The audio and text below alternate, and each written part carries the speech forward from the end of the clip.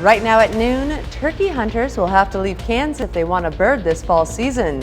We'll tell you why. And we're live in downtown Joplin at the Cornell Arts Center for Joplin Art Fest. We'll have the forecast as well. Plus, we hear how the invention of the fly swatter was created right here in our own backyard. The 4 states' most watched news starts now. Good afternoon and thank you for joining us on KOAM News at Noon. I'm Caitlin O'Shaughnessy. In today's top story, 2 class action lawsuits filed in Kansas allege BP and other natural gas suppliers price gouged customers during the historic cold snap in 2021.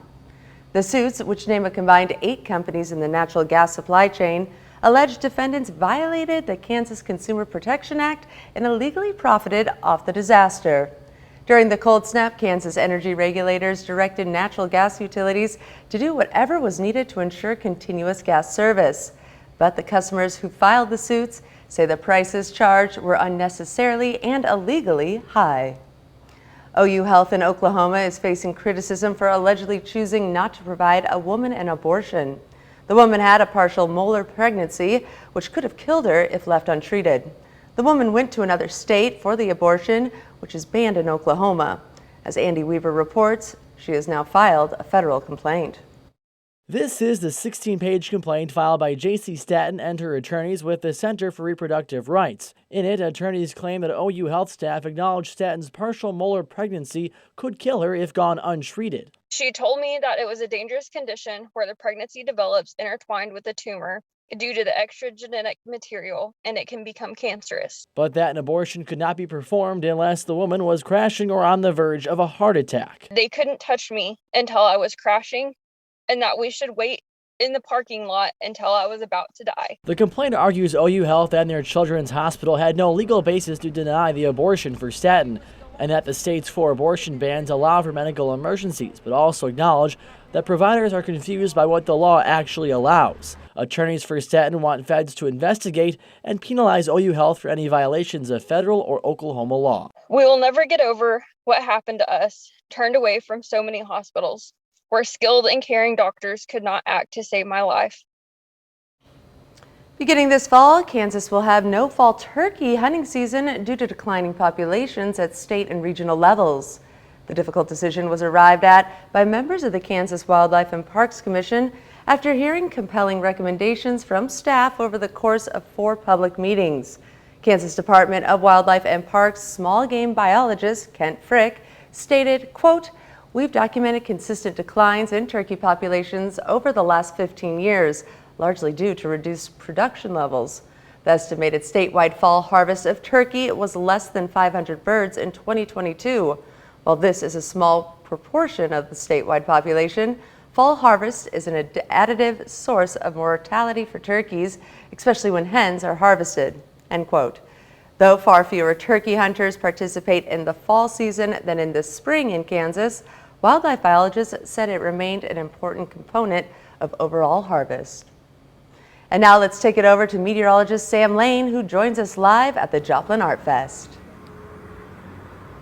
Thanks, Caitlin. We are downtown Joplin for the annual Joplin Arts Fest, and we are at the Cornell complex, of course, and it's a beautiful day across the area to be outside and enjoying. Of course, you can see people setting up the tents, getting ready for the Arts Fest, and of course, we're going to be here live at 5 and 6 as well. Let's take a look right now and show you what's going on with the weather. We have no rain in the radar right now in our local area, but if we zoom out, we are showing some scattered showers out towards the west, and that's where they're going to stay this afternoon. We're not really expecting a whole lot of activity in our area, and it looks like I lost my connection here, so I apologize for that. We're going to have to just take a look at a blank radar for first weather, but I will have main weather in just a little bit, and we're going to talk about the possibility of some showers moving into our forecast as we go into Saturday, but it doesn't appear to be a big washout, so that's good news.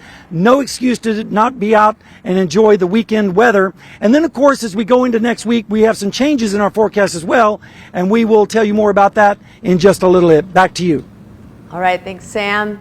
Well, gas prices are climbing across the nation, up a nickel a gallon in the past week, primarily because of a surge in oil costs. But prices in the 4 states area are beating the national average of $3.86 per gallon. According to AAA, the average for a gallon of regular in Oklahoma is $3.80. In Kansas, it's $3.73. In Missouri, it's $3.69. And the lowest price for this region is in Arkansas, where the average is now $3.49 per gallon.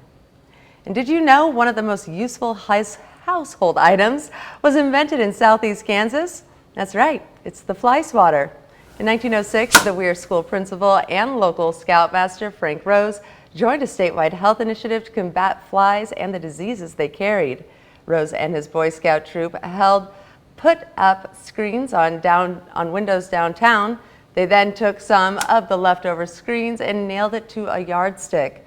Rose called it a fly bat and represented it to the Kansas Secretary of Public Health, Samuel Krubine. There's a story about him being at a baseball game and watching the fans yell, "Swat that ball," swat that fly. And he came up with he changed the name from fly bat to, we'll call it a fly swatter. You can learn more about the fly swatter and other cool things that happened during the peak of the coal mining days at David Wallace's Weir City History Tent. It'll be set up this Saturday on Main Street during the 88th annual Weir Homecoming celebration. And that's a look at today's top stories and weather in the four-state region. Up next on KOAM News at Noon. With auto workers on the picket line instead of the assembly line, President Biden prepares to address the biggest labor action of his presidency. And later, we're making old world harvest casserole in the Mr. Food Test kitchen. Stay tuned. For the first time in American history, the United Auto Workers are striking against the so-called Big Three automakers at the same time. Economists say every day that auto workers are off the job will have a sharp impact on the American economy. Natalie Brand has more details from the White House. With auto workers on the picket line instead of the assembly line, President Biden is preparing to address the biggest labor action of his presidency. Union leaders say the big three automakers, Ford, GM, and Stellantis, are making record profits. They say they want workers to benefit too, not just executives. There's a serious double standard in this country right now. There's a billionaire class and there's the rest of us. We're all expected to sit back and take the scraps and live paycheck to paycheck and scrape to get by. The United Auto Workers Union is asking for a 40% pay hike. Automakers have offered half that. The UAW is also seeking a shorter work week and a return of pension plans. For the life of the contract, the initial demands were over $100 billion. We still have a ways to go with the offer they put on the table last night. GM CEO Mary Barra told CBS News the companies need to step up their investment in new technology as vehicles transition from gas to EV. Negotiations are on hold until Saturday. Economists say with each day of the strike, more ripple effects will be felt, impacting all Americans.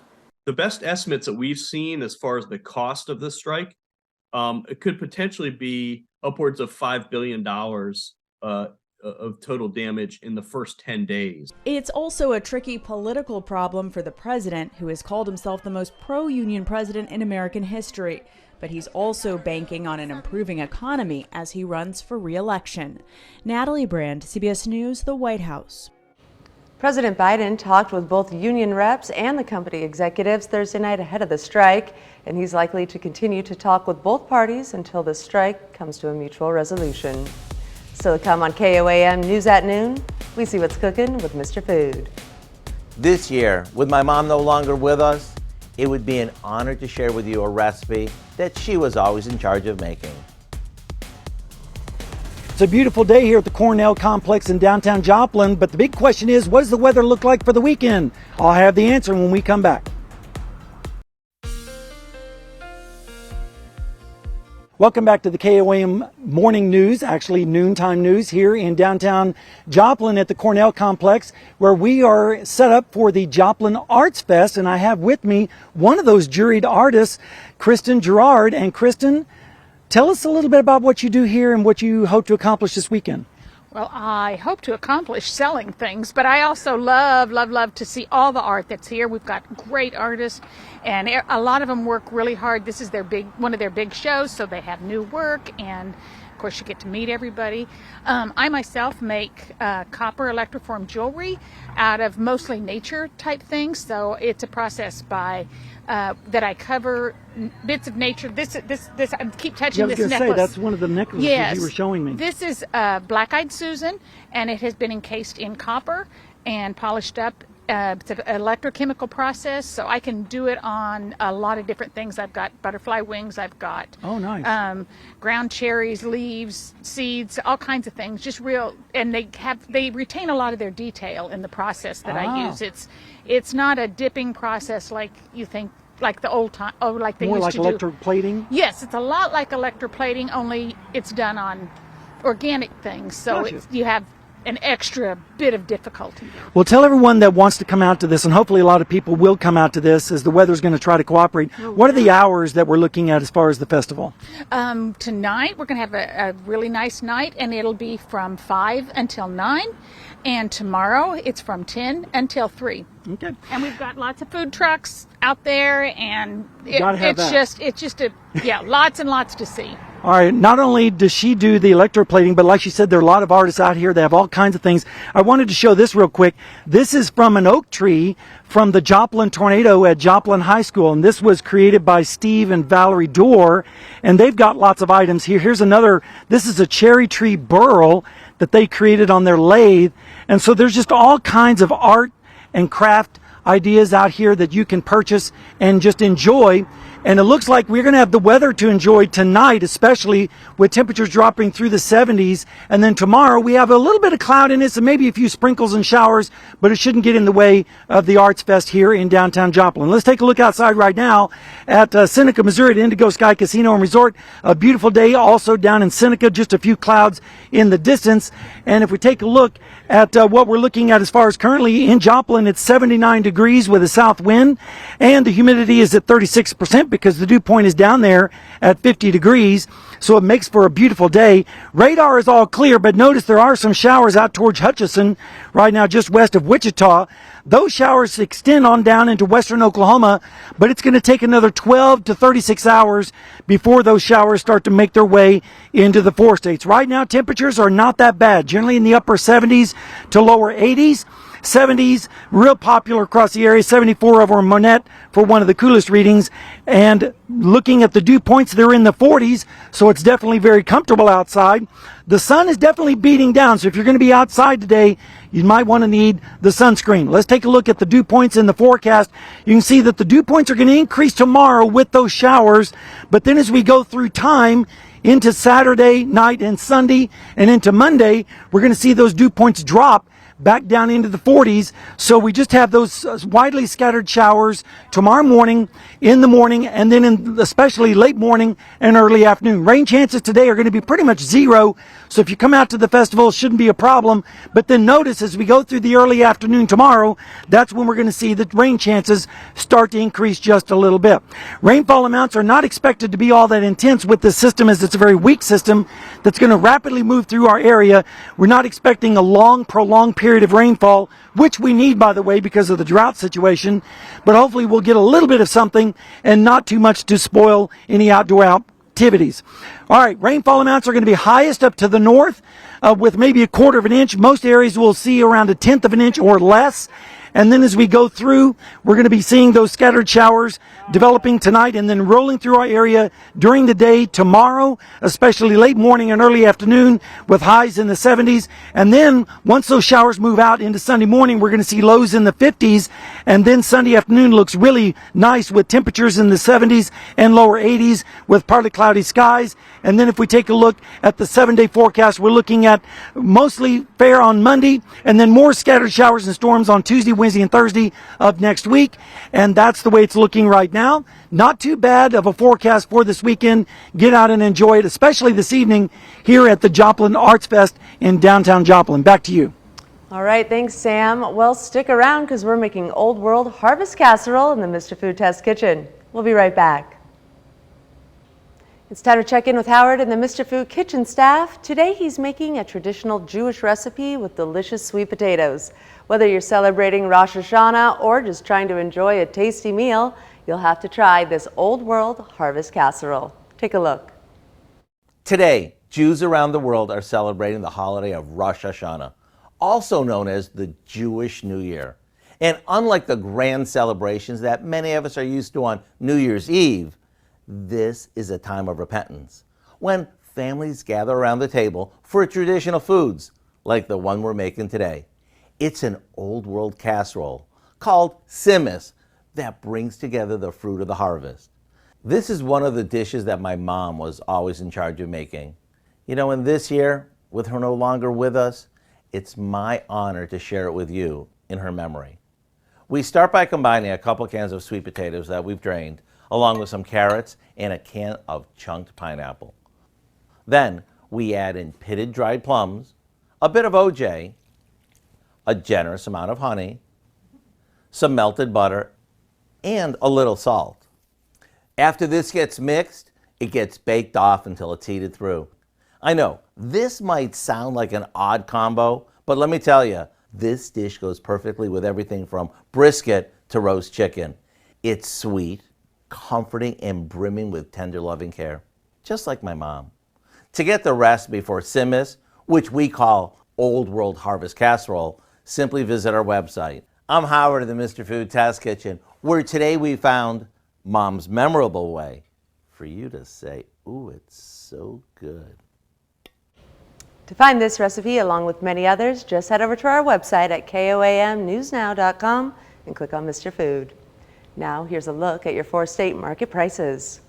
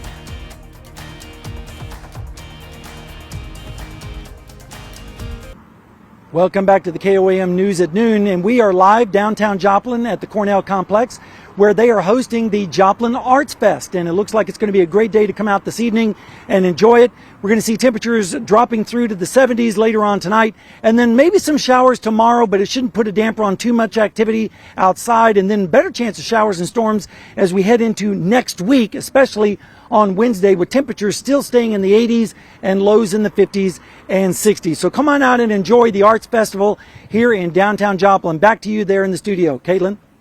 Thanks, Sam. Looks like a great weekend. Well, coming up tonight at 5, it's that time of the year again where we have a trifecta of COVID, flu, and RSV. We find out what you've got to do to stay safe. And we also have some international students and host families from Pittsburgh State University's program, Friendship Families.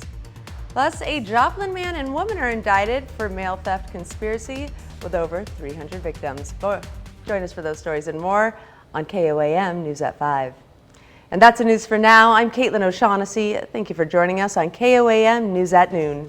Have a wonderful and safe weekend.